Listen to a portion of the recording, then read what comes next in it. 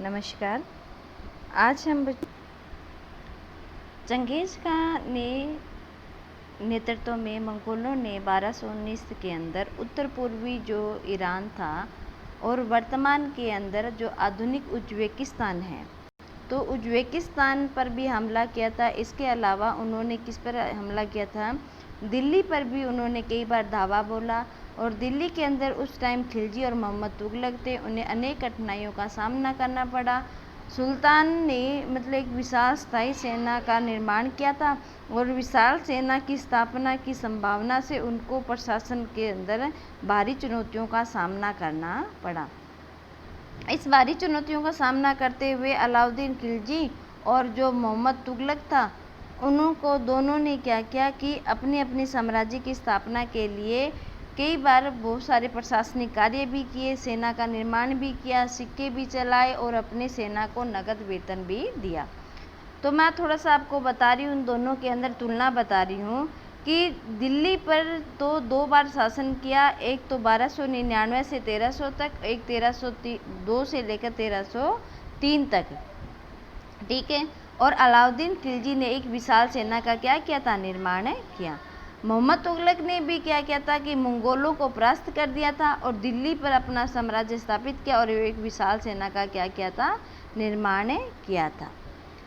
अब इसके बाद में जो मोहम्मद अलाउद्दीन खिलजी था, उसने एक ग्रेशिश का शहर का अर्थ होता है अपने एक नए राज्य का निर्माण करना और नए राज्य की स्थापना करना। तो इसने कौन से राज्य की स्थापना की थी, सीरिया नामक जो राज्य था इसकी स्थापना की थी। और जो तुगलक था उसने क्या किया था कि जो दिल्ली एक कुन्हा के लोग थे उनको वहाँ से हटा दिया गया और हटाने के बाद में वहाँ कहाँ भेज दिया, दौलताबाद, और अपनी सेना को कहाँ रख लिया, दिल्ली एक कुन्हा नामक स्थान पर स्थापित कर लिया और एक विशाल सेना का क्या किया, निर्माण कर दिया। अब तीसरा है कि जो पेट भरने के लिए अब अन्न का कहाँ से, इतनी बड़ी विशाल सेना तो रख ली लेकिन अन्न कहाँ से उपजे, तो इसलिए उन्होंने क्या किया था कि अन्न के निर्माण के अंदर उन्होंने पेट भरने के लिए जो गंगा यमुना के 2 आव के जो बीच के मैदान थे उसके 50% भाग है वो टैक्स के रूप में लेता था, किसानों से पैदावार के रूप में, और अपनी खुद की फसल भी वो क्या था, वहाँ बेचता था। लेकिन जो तुगलक था उसने भी एक विशाल सेना का स्थापना की थी और वो क्या करते थे कि टैक्स के अलावा अतिरिक्त भी टैक्स लेता था और भारी मात्रा में जो टैक्स लेता था, इसके अलावा अपने टैक्स में खाद्य सामग्री का यूज करता था। वो कहते थे कि सोना चांदी के अलावा आप खाद्य सामग्री भी दे सकते हैं।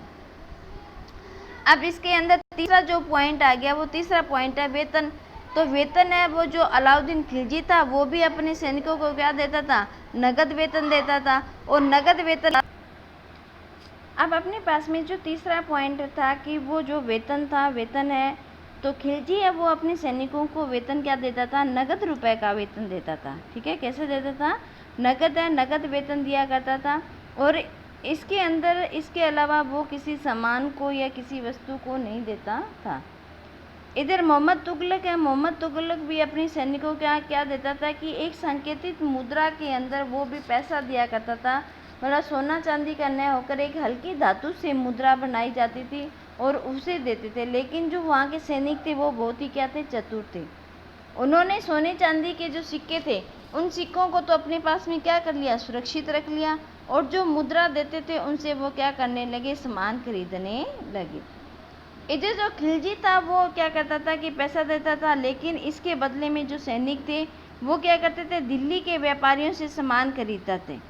और दिल्ली के व्यापारी किसी प्रकार का मुनाफा की चाहत या लालच न हो, इसके लिए अलाउद्दीन खिलजी ने क्या किया था कि उन पर भी नियंत्रण रखा था ताकि वो उससे नियमों का क्या करे, उल्लंघन ना कर सके। ये देखो, व्यापारी है वो निश्चित दरों पर जो भी सामान है वो दे और किसी भी प्रकार का किसी लालच में ना आकर उसके सामान का क्या है, ज़्यादा कीमत ना लगाए।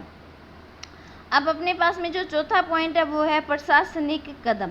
प्रशासनिक कदम भी बहुत ही महत्वपूर्ण था।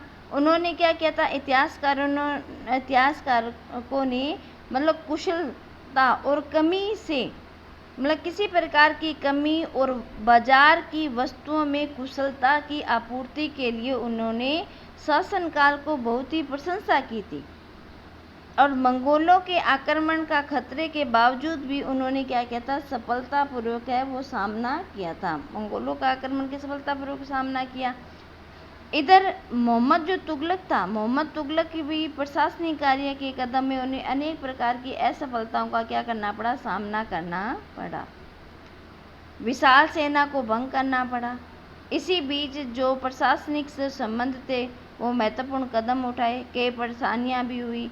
दौलताबाद जैसे कि सैनिकों का उन्होंने अपने वहाँ के निवासियों को भेजा था दौलताबाद, तो उन्होंने भी क्या कर दिया था, नाराज हो गए और विद्रोह कर दिया था।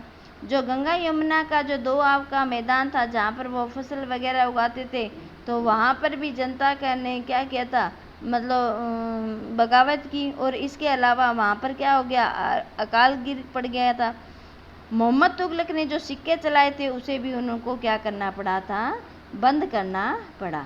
ठीक है, इसी के साथ अपना जो ये टॉपिक है एक बार यहीं पर अपने क्या कर रहे हैं, समाप्त कर रहे हैं। और समाप्त करने के बाद में अपना जो नया टॉपिक होगा वो इसी के अंदर साथ में क्वेश्चन आंसर करेंगे और 15वीं और 16वीं शताब्दी के सल्तनत का जो है टॉपिक है वो अपने पढ़ेंगे। जय हिंद, जय भारत।